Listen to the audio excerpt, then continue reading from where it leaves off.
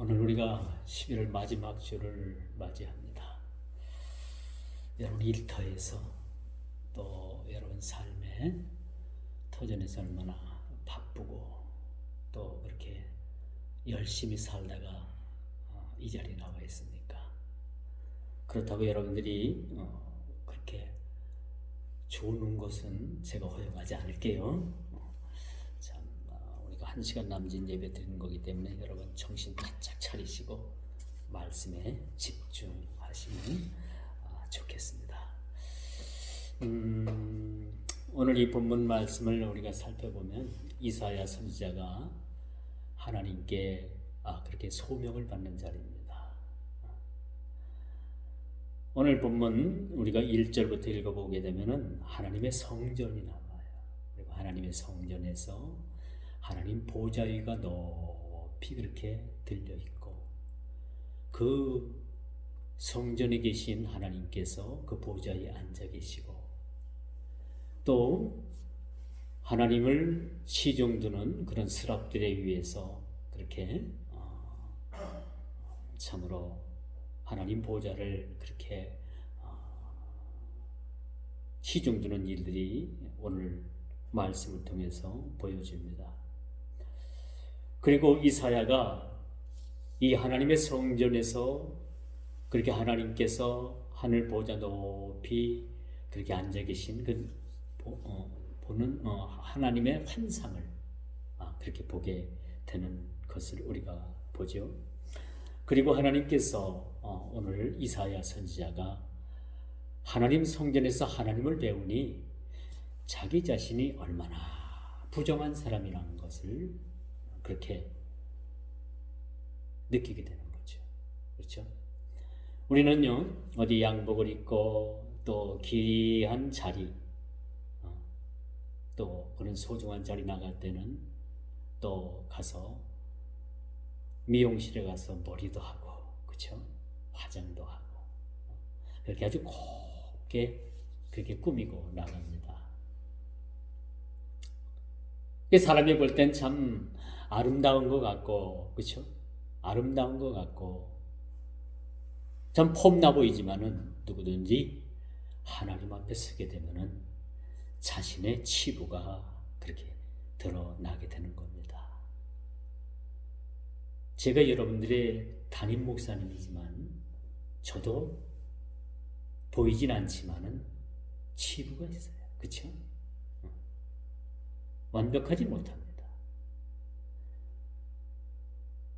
다만 여러분 눈에 보이지 않을 뿐이에요. 우리 인간은 누구나 다 똑같습니다. 그렇죠?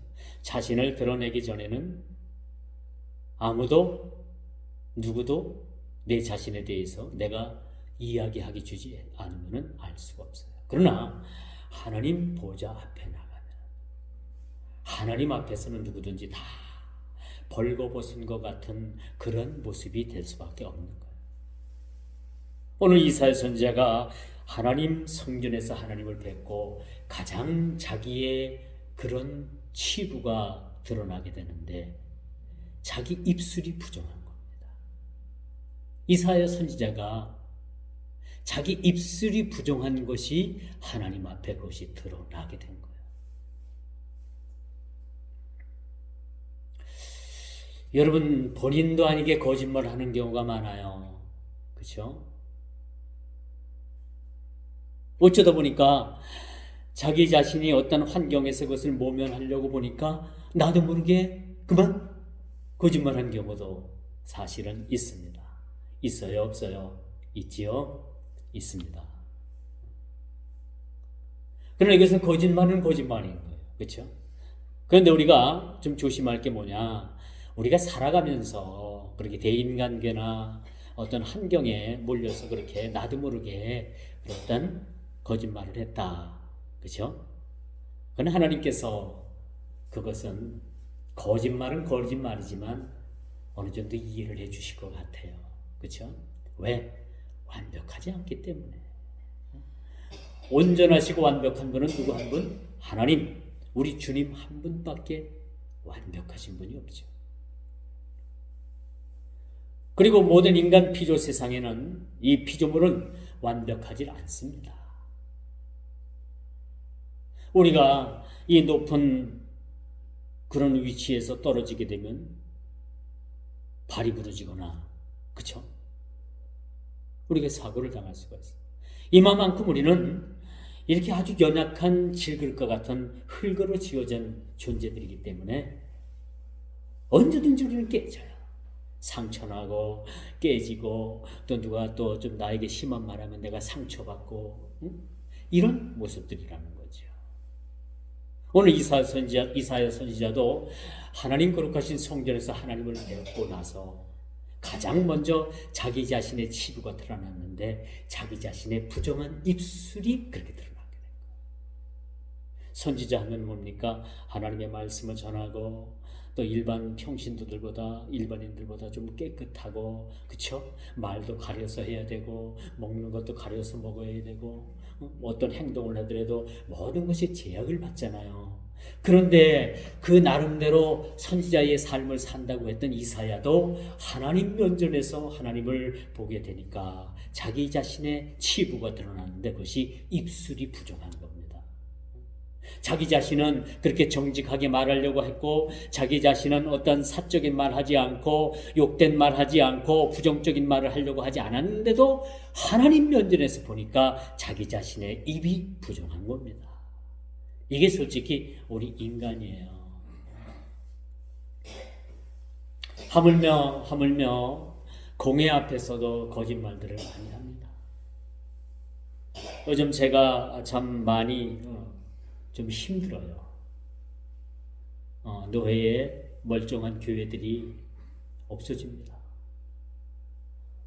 멀쩡한 교회들이 그래서 노회에서 어느 정도 크기가 좀 있는 교회들이 그냥 합한다는 거예요. 그래서 한 교회를 없애버리고 그 재산을 다 가지고 넘어와가지고, 아니 하나님의 뜻은요 자꾸 들불처럼 번져나가는 것이 하나님의 뜻입니다. 교회 점점점 없어지는 거 하나님 뜻 아니에요. 적은 교회든 큰 교회든 하나님의 교회, 하나님께서 그렇게 공회를 세운 교회들은 함부로 없앨 수가 없는 거죠. 그런데 멀쩡한 교회들이 합병이라는 그런 미명 아래 야합을 해요. 저는 이걸 막아보려다가 좀 많이 상처를 받았어요. 너무 마음이 상해요. 왜 자꾸 교회들이 부흥을 하고 여기저기에서 어떤 교회들이 이렇게 부흥하고 교회들이 또 이렇게 부흥되어 나눠져서 이렇게 교회가 서고 그것에 십자가가 서고 그러면 얼마나 그것이 하나님께서 기뻐하실 일일까? 그런데 점점점 사람의 생각으로 자꾸 교회를 팔고 사고 그렇게 어떤 매직하는 일들이 따지고 보면 그런 일들이 일어나고 있습니다. 회의 중에 어떤 목사는 그래요. 이게 어떤 법상 아무 하자도 없다는 겁니다. 그러나 법으로 이것이 아무런 하자가 없다 하더라도 우리 하나님 앞에 양심의 법이 있을 거 아닙니까? 아무리 법의 제약을 받지 않는다 하더라도 하나님 앞에 이것이 떳떳하지 못하다면 그것을 행해서는 안 된다라고 저는 생각을 합니다. 사람의 됨됨이를 보려면요, 그 사람이 직면한 문제를 어떻게 해결하는가라는 그러한 것을 보면 그 실체가 드러난다고 해요. 저는 이번에 그 사람들의 됨됨이를 볼 수가 있었습니다. 됨됨이. 자기한테 조금 불이익한 말 같으면 돌아서서 흥 하고 문을 탁 박차고 나가. 이걸 보니까 지금까지 봐왔던 그런 그 사람에 대한 환상이 완전히 깨지는 경험을 했어요. 우리가 모든 것을 다 잘할 수는 없지만 그렇다고 해서 모든 일을 우리가 가볍게 넘길 수는 없습니다. 그렇죠? 우리 인생의 길어야 70, 80이고 강건해야 요즘 100세 시대라고 합니다만 100세 넘기는 분들 그렇게 많지 않잖아요. 그렇죠? 이렇게 짧게 살다가 간 우리 인생인데 어떻게 우리 인생을 그렇게 가볍게, 어떻게 하나님께서 기뻐하시지 않고 많은 사람들이 그렇게 반대하는 일에 대해서 그렇게 완강하게 부인할 뿐만 아니라 그렇게 자기의 모든 일을 통과하기 위해서 그렇게 사람이 달라지고 아주 가장 밑바닥의 모습을 보이냐. 참 그런 데 대해서 저는 많은 서글픔을 그렇게 느껴봤습니다. 오늘 본문에 보니까 하나님의 보좌가 보입니다. 주께서 높이 들린 보좌에 앉으셨는데 그 옷자락은 성전에 가득했다라고 오늘 본문 초두에 그렇게 말씀을 합니다. 여러분, 하나님께서 하나님의 모습을 보여주시는 것은 그렇게 흔치 않아요. 그렇죠? 왜? 하나님은 영이시기 때문에 그 영적인 존재를 우리가 육적인 눈을 가지고 볼 수가 없습니다. 그렇기 때문에 하나님은 실존에 계시지만은 우리가 볼 수 없는 것이 바로 그런 문제인 거죠.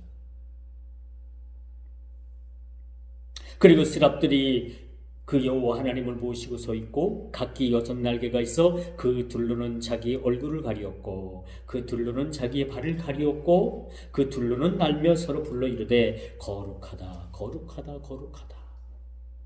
하나님의 성전에서 하나님을 모시고 있는 그 스랍들이 늘 하나님 앞에 찬송하고 하나님을 찬미하는 그 말씀의 내용이 뭐냐? 거룩하다 거룩하다 거룩하다. 거룩 거룩 거룩 전능하신 주여. 그렇죠?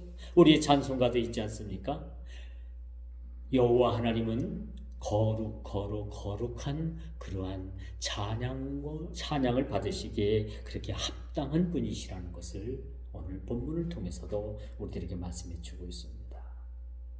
오늘 선지자의 눈에 비춰진 이 보좌에 앉으신 여호와 하나님의 모습을 우리는 선지자의 눈을 통해서, 오늘 이사야 선지자가 하나님을 바라본 그 눈을 통해서 오늘 우리가 누구를 바라본다? 하나님을 보게 되는 거예요.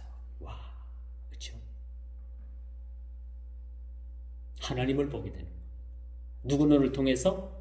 이사야 선지자가 본 그 눈을 통해서 오늘 우리가 하나님을 보게 되는 겁니다.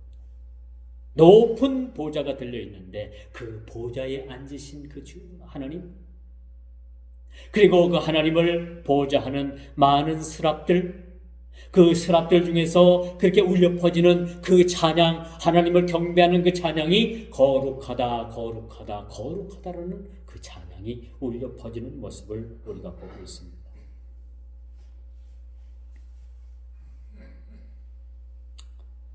여러분, 이 신비로움을 우리가 오늘 말씀을 통해서 보게 됩니다. 신비롭다 못해서 이것이 경이롭습니다. 머지않아 저희 여러분들은 이제 하나님 보좌 앞에서 뜨거운 찬양을 올려드릴 것이고, 또 우리 하나님 보좌 앞에서 거룩한 예배의 최고의 행복을 누리게 될 것입니다. 욕심에 의해서 교회를 사고 팔고 그렇게 합하고 많은 사람들이 안 된다라고 하는데 힘으로 밀어붙이는 일은, 이건 하나님의 영광에 대한 그 거룩성에 대해서 부정하는 일이라고 저는 단언히 말씀드릴 수가 있습니다. 오늘 본문에 보니까 그 거룩하심이 성전에 가득했다고 했어요. 사랑하는 성도 여러분, 우리가 비록 연약하고 우리가 참 부족하고 볼품없는 것 같지만 우리가 올려드리는 이 찬송이 여러분 사실은 하늘 보좌를 움직이는 겁니다. 하늘 보좌를 움직이는, 교회가 크건 적건 간에 그 하나님께서, 주님께서 머리가 되신 교회는요, 이 교회에서 드려지는 예배를 통해서 사탄이 여러분 사시나무 떨듯 떱니다. 우리 예배를 통해서, 한 교회의 그런 큰 영향을 통해서 이 공중 권세를 잡은 그 사탄이 여러분 요동을 치게 되는 거예요.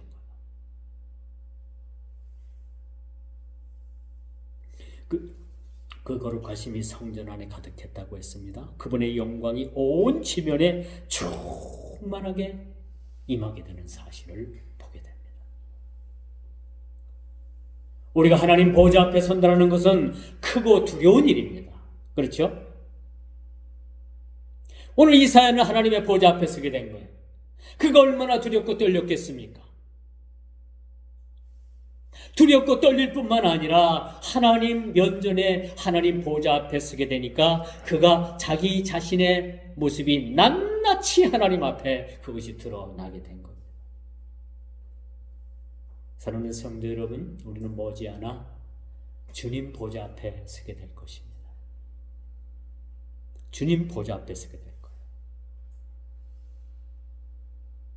주님 보좌 앞에 섰을 때 참 우리 심장이 조여오는 이거 어떡할까? 주님 나를 뭐라 하실까? 응? 그렇게 심장이 조여오는 그런 압박감도 우리에게 있을 겁니다. 긴박감도 있을 겁니다. 그러나 한편으로는 환히 모든 인체와 영혼에 반응할 수 없는 큰 기쁨이 우리 모든 오감에 그것이 전해 올 것입니다. 그러므로 저는 그렇게 생각해요. 한편으로는 좀 두렵고, 그렇죠? 한편으로는 좀 너무나도 기쁘고, 우리 온 몸의 신경, 온 몸의 영혼의 모든 육체의 그런 반응이 우리에게 느껴지게 된다 할 때 심장이 터질 것 같지 않습니까?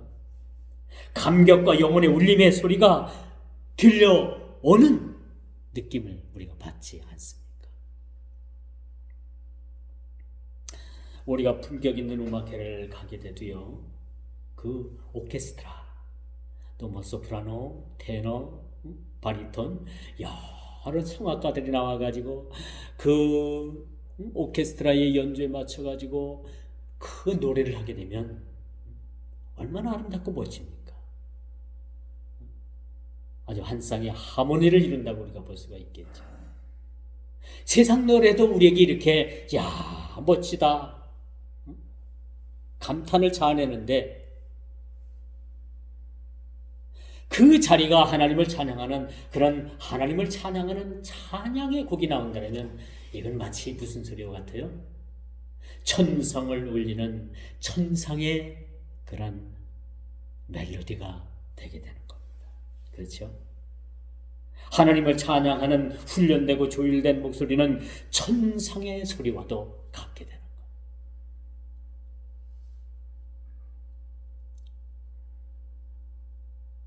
여러분 기독교 음악회를 가보면 여러분 참 얼마나 멋진지 막 감동이 막 밀려옵니다. 그렇죠? 마치 우리가 천상의 소리를 듣는 것과 같은 그러한 음악을 우리가 듣게 되는 거예요.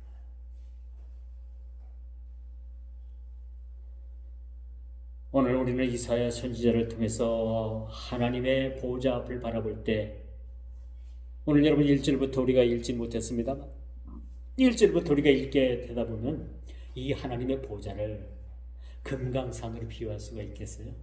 없습니다.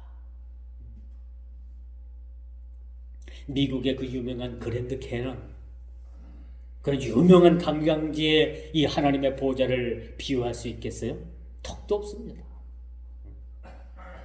어디에도 비교할 수 없는 이 특별한 이 광경을 여행의 한 페이지에 그렇게 녹아 넣는 모습이 오늘 본문에 그렇게 들어있는 거예요. 하나님 보좌가 보이죠. 하나님 보좌 옆에서 하나님을 시중드는 그런 스랍들이 보이죠. 그렇죠? 그 스랍들에 위에서 그렇게 찬양이 울려 퍼지고 거룩하다 거룩하다 거룩하다라는 이러한 이 환상의 이런 감동의 스토리적인 이 모습을 우리가 한번 보십시오. 얼마나 감동이 몰려옵니까? 그러면 오늘 본문을 통해서 저와 여러분들은 누굴 본 겁니까?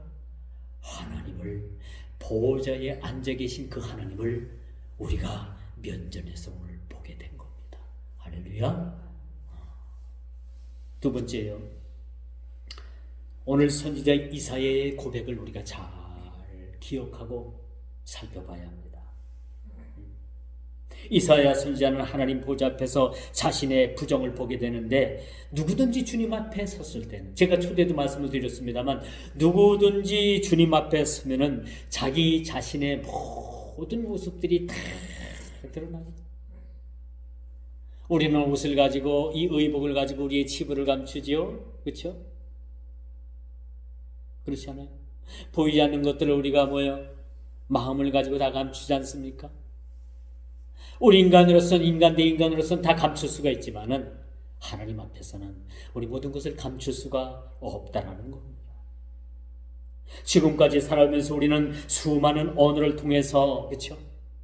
사람을 기분 좋게 하기를 한 일도 있고, 사람을 살리는 말을 한 적도 있고, 나도 모르게 사람을 죽이는 말을 한 적도 있다. 이사야 선지자가 보니까 자기 자신이 너무나 자기의 입이 부정한 겁니다. 그리고 우리는 솔직히 남을 살리고 나를 칭찬하고 남을 이롭게 하는 말보다는 솔직히 남을 비방하고, 그렇죠? 남을 모함하는데 익숙했던 입을 가지고 있었던 사람들입니다. 그렇죠? 그렇다면 우리가 이 말씀을 통해서 교훈을 얻는데, 지금부터라도 늦지 않습니다. 우리가 어떤 말을 하든 남을 이롭게 하는 말, 칭찬하는 말, 격려하는 말, 그렇죠? 의로운 말, 살리는 말을 하시기 바랍니다. 이런 좋은 말만 하다가 죽어도 우리 인생이 너무 짧아요. 우리에게 주어진 시간이 너무 짧은 겁니다.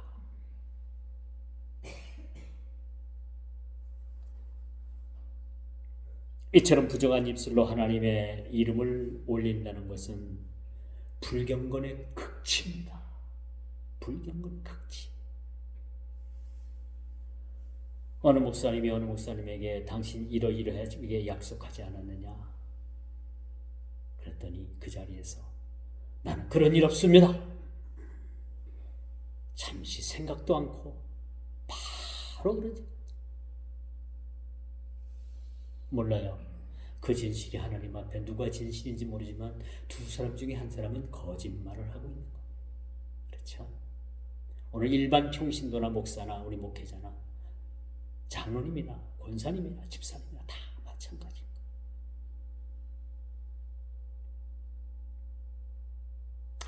자신의 상황을 모면하려고 하나님 공의 앞에서 서슴지 않고 거짓말하는 거, 이거 옳지 않습니다. 오늘 선지자의 고백처럼 부정한 입술로 거침없는 그 거짓말, 속삭임, 이런 삶을 살게 되면 종국은 망하는 거예요. 왜 그러냐? 마귀는 거짓의 아비라라고 성경은 그렇게 기록해주고 있거든요. 거짓의 아비가 누구라고요? 마귀입니다. 마귀. 거짓말하는 입술의 마귀가 누구라고요? 그 아비가 누구라고요? 마귀입니다. 마귀. 사탄 마귀인 거예요.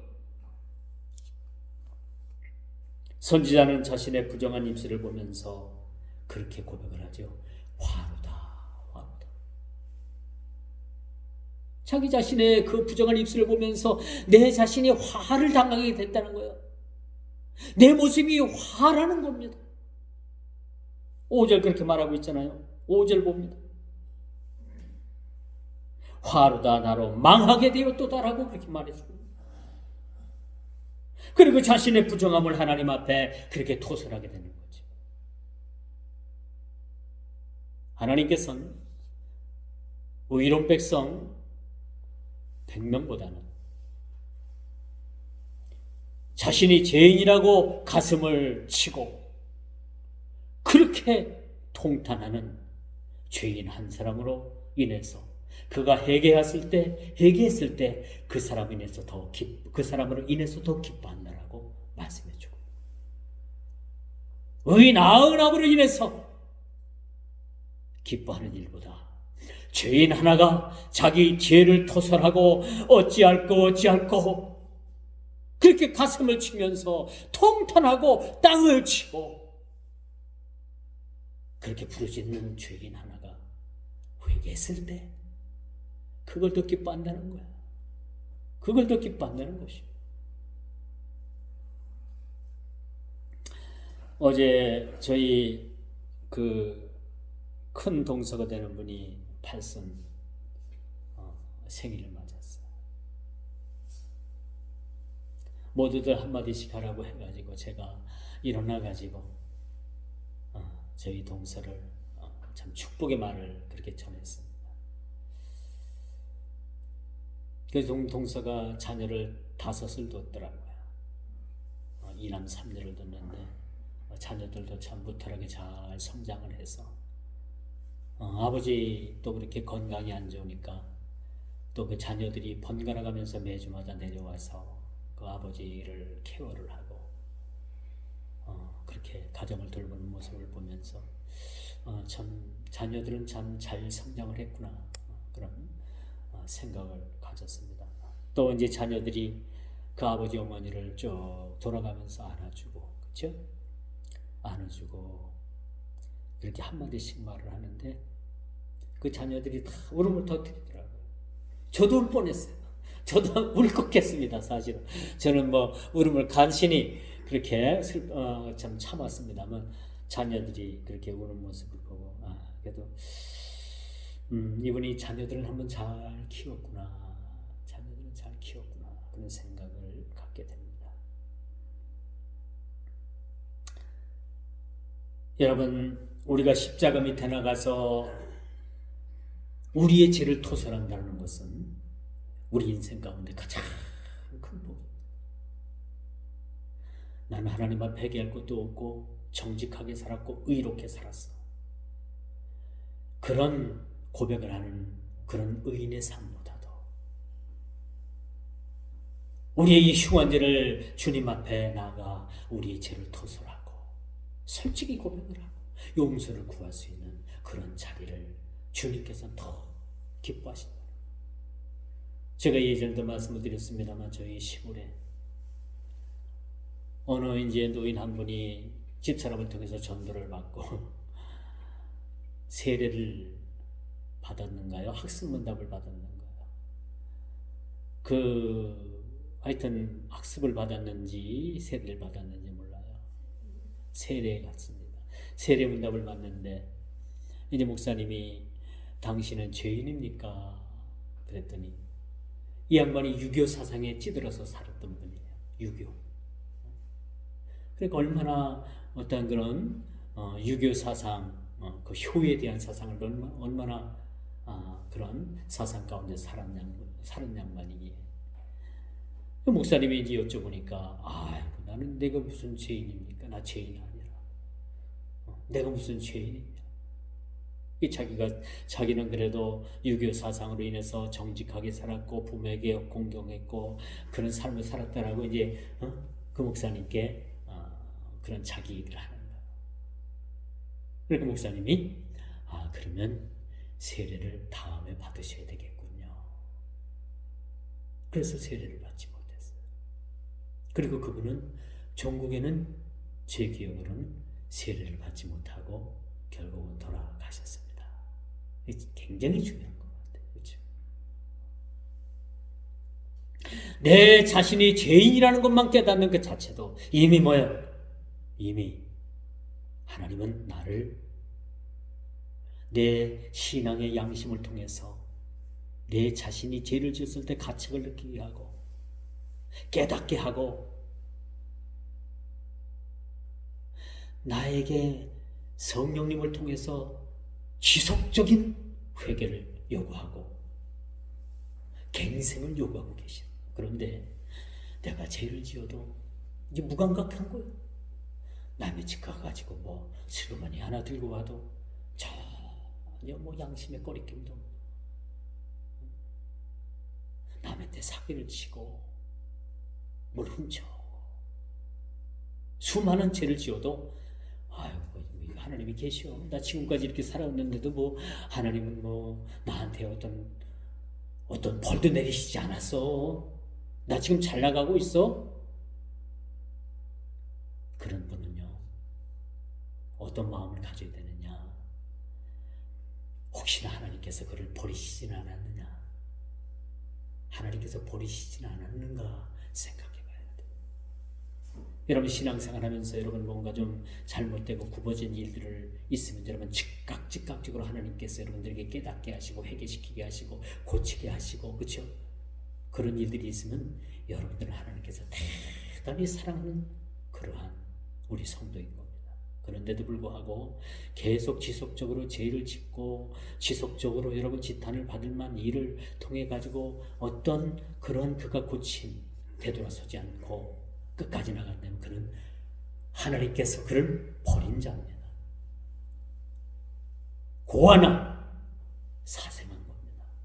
이보다도 더 무서운 하나님의 벌이 없습니다. 하나님은 끊임없이 돌아오게 하기 위해서, 더 이상 탈선하게 하지 않기 위해서 그를 갱생의 길을 주시는데 깨닫게 하는 거예요. 돌이키게 하는 거예요. 회개하게 하는 겁니다. 제가 시골에서 목회할 때 어느 다른 게 권사님이었어요. 어느 날 그 권사님 그 동네 마을을 갔는데 그분이 그런 말을 해요.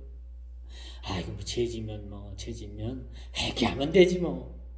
맞아요. 그분 권사님 말씀이 회개하면 되는 겁니다. 회개하면 되는 거예요. 그런데 여러분 회개가 쉬워요? 아니에요. 회개도 얼마나 어려운지 몰라요. 하나님께서 그 마음의 진심으로 깨닫게 하시고 찔리게 하시고 갱생의 그런 기회를 주시지 않으면 회개도 내 마음대로 할 수 없는 겁니다. 그렇게 쉽게 말을 하더라고요. 뭐 회개하면 되지 뭐. 맞는 말이지만 그게 쉬운가? 아니에요. 죄 짓는 만큼 회개하는 것도 진짜 어렵습니다, 여러분. 우리가 알아야 돼요.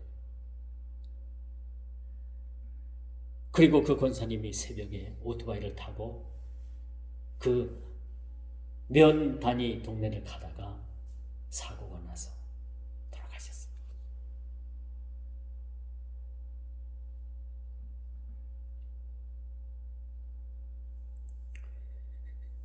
매를 맞고 죽을지라도, 이런 고통을 당한다 할지라도 하나님과의 관계가 회복된다면 우린 100번이라도 1000번이라도 매를 맞는 고통을 감수해야 됩니다.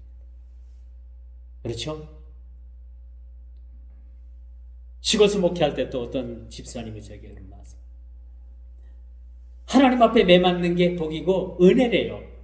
이야, 제가 볼 땐 이분은 이 목회자보다도 믿음이 더 좋은 것 같아요. 신앙이 어느 정도 경지에 올라간 것 같습니다.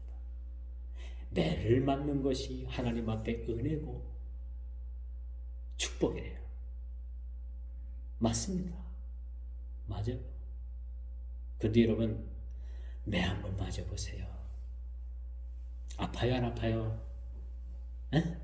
아프죠. 저희가 학교 다닐 때 기말고사 중간고사를 보면 그거 가지고 틀린 대수만큼 나와서 맞는데 와 진짜 아파요. 진짜 아파. 그것도 꼭 발바닥을 때립니다. 발바닥. 여러분 발바닥 맞아봤어요? 아이고 진짜 아파요. 진짜. 틀린 개수만큼 맞는데 매를 맞더라도 관계 회복이 된다면 얼마나 이것이 축복인가. 그러나 여러분 매 맞지 않고 신앙생활 잘하는 게 더 축복입니다. 더 축복. 매 한번 맞아보세요. 얼마나 아픈가 몰라요. 시골 제 모교에서 부흥회가 있었습니다. 아주 옛날 얘기죠. 엄청 오래된 얘기 할게요.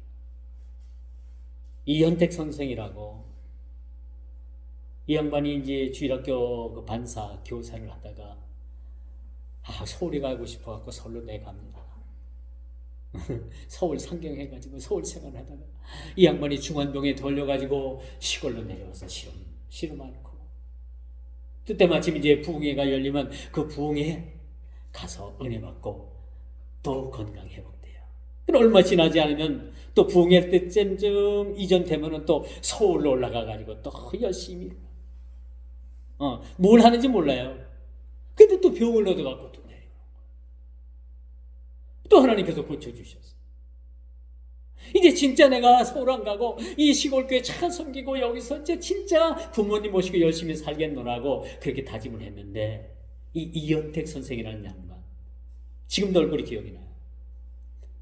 2번 고쳐주시고 3번째 그렇게 알아놓았을 때 저희가 리어커를 가지고 이 양반을 리어커에 싣고 부흥회 때 이 양반을 리어커에 태워가지고 부흥회를 참석을 시켰는데, 부흥 강사님이 대통 강단에서 내려와가지고 이 양반 앞에 딱 서더니 뭐라고 말을 하는 줄 알아요? 당신 얼굴에는 하나님이 없어, 예수님이 없어. 그 한마디만 딱 하고 강단으로 올라가더라고요. 그리고 그 부흥회를 통해서 그는 고침받지 못했어요. 그 후에는 제 기억으로는 죽었는지 살았는지 모르지만 어느 날 보니까 그 집이 없어졌어요. 길 옆에 느티나무 밑에 아주 조그마한 집이 하나 있었는데 그 집도 뜯겨서 없어졌고, 소문으로는 그가 죽었다 라고 하는 뒷얘기를 제가 어렴풋 들은 것 같습니다. 그래도 그가 예수를 믿다 죽었으니 행복한 거죠. 그렇죠? 어느 한편으로 생각하고 우리가 해석한다면 매를 맞아서 죽었다라고 할 수도 있지만, 매 맞고 죽고 천국 갔으면 됐지 않습니까? 매를 맞고 지옥 갔으면 그거보다 더 억울한 일이 어디 있겠어요?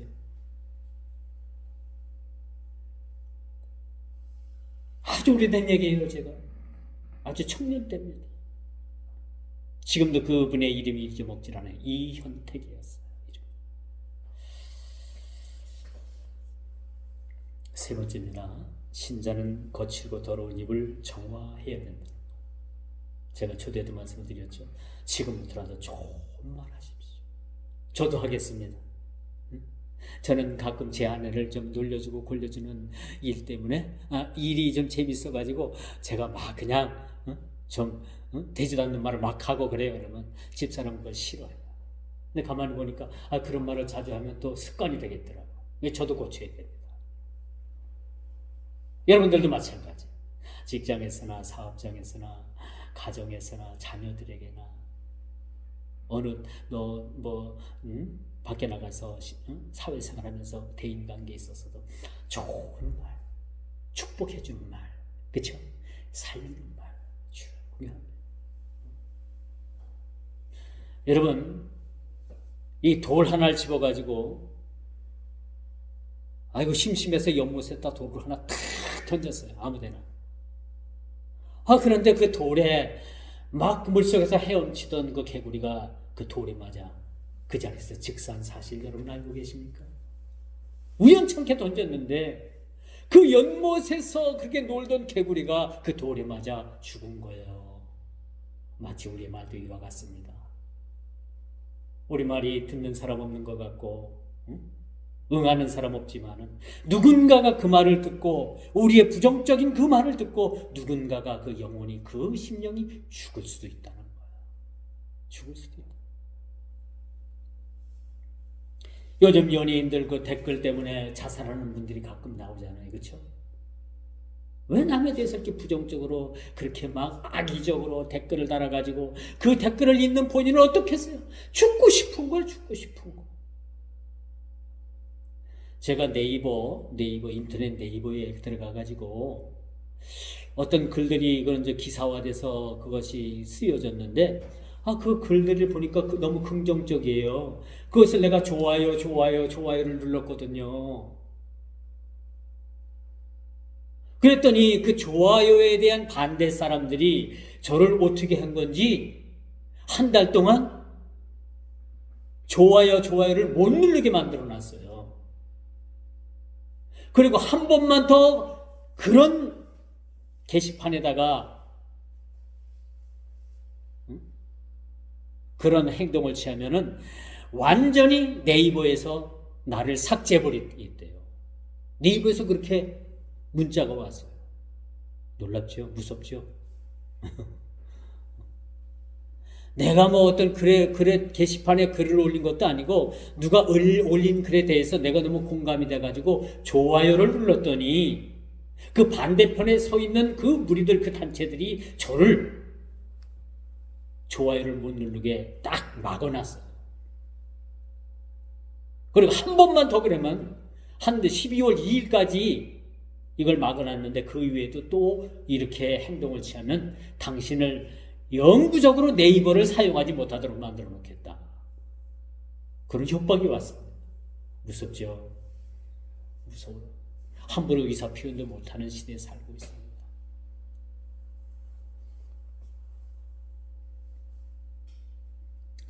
이제 우리는 오늘 본문의 말씀처럼 십자가 아래 나가 부정한 우리의 모든 입술을 거룩한 숯불로 정화해야 합니다. 이제 이사야 선지자가 자기의 그 부정한 입술을 그냥 보고 화로다만 생각한 것이 아니라 어찌해야 될까 하고 있을 때 그 성전에 하나님을 보좌하는 스랍들이 그 부적가를 갖다가 성전에 피워진 그 숯불을 그렇게 집어가지고 이사야 선지자의 입에 갖다 대는 거예요. 성전의 거룩한 숯불, 그 숯불로 이사야의 입을 어떻게 했어요? 찢었죠. 우리말로 말하면 찢은 거예요. 그러자 이 선지자의 이사야의 이 부정했던 입이 깨끗하게 된 겁니다. 놀랍죠?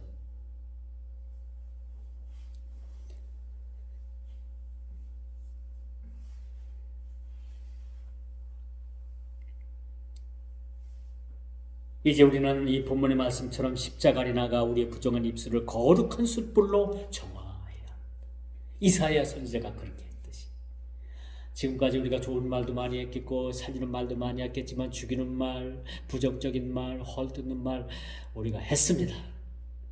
이 문제를 어떻게 우리가 해결할까? 이사야 선지자의 그렇게 치료한 받듯이 하나님의 성전에 그런 숯불로 우리 부정한 입술을 정화해야 하는 겁니다. 정화해야 돼요. 습관처럼 되어버린 악한 언어들, 부정한 입술을 정화받는 사건은 전도하는 입술이 깨끗해야 되기 때문에 우리가 복음을 들고 나가서 복음을 전해야 되기 때문에 우리 입술을 정화해야 된다는 거예요. 고치지 않고는 이 부정한 입술로 가서 우리가 하나님의 복음을 전하면 그 부정한 입술로 전하는 복음이 온전히 전해지겠냐는 얘기예요. 이번 우리가 임신호회를 했는데 임신호회 때 그 당사자 목사가 그런 얘기를 해요. 자기가 10년 동안 죽어라고 전문 전도를 해봤대요. 죽어라고 전도를 해보고 뭐 전도 사관학교도 하고 뭐도 하고 뭘 그렇게 죽어라고 하긴 했다고 하는데 부흥이 안 됐대요. 그래서 이 큰 교회하고 제가 가서 합해야 되겠답니다.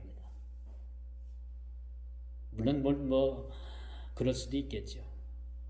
죽으라고 했는데도 안 되고 그래서 이 큰 교회에 와서 합해야 되겠다는 겁니다. 마음이 좀 씁쓸했어요. 저도 그럴까요? 저도 그렇게 해야 될까요? 여러분 다 버리고 저도 큰 교회 가서 한번 붙어볼까요? 그럴 이유도 없겠고, 그렇죠? 큰 교회에서 하나님 앞에 목회하든 적은 교회에서 목회를 하든 하나님 앞에 부끄러움이 없이 최선을 다하면 여러분들도 마찬가지. 너무 기죽지 마세요. 여러분들도 여러분 나름의 최선의 신앙생활을 다하면 되는 겁니다. 저도 마찬가지고 여러분도 마찬가지. 주님께서 인정하시면 되는 거예요. 최선을 다해도 안 되는 걸 어떡합니까? 그렇죠? 최선을 다해. 뭐 매일 나가서 1시간씩 뭐 거리에 나가서 전도를 했다고 해요. 그런데도 안 된대요. 그 한 대만 맞출 수 없는 거 아닙니까? 그런 푸념을 하더라고요. 그래서 참 여러 사람들이 있고 여러 찔의 사람들이 있고 그런 생각을 가져봤습니다. 이제 말씀의 결론을 맺을게요. 시간이 많이 갔기 때문에. 내가 누구를 보내면 누가 우리를 위하여 갈고. 이제 성전의 그 숯불로 이 입술이 깨끗해진 이사야가, 그렇죠? 성전에서 들려오는 이 말씀을 듣게 되는 거예요. 누가 우리를 위하여 갈고, 누가 우리를 위하여 갈고. 저 죄악 세상에, 저 죽어가는 세상을 향해서 저들을 위해서 누가 갈고. 그러자 이사야 선지자가 뭐라고 말합니까? 주여, 내가 여기 있나이다. 내가 여기 있나이다. 나를 보내소서. 나를 보내소서. 얼마나 멋진 말이고.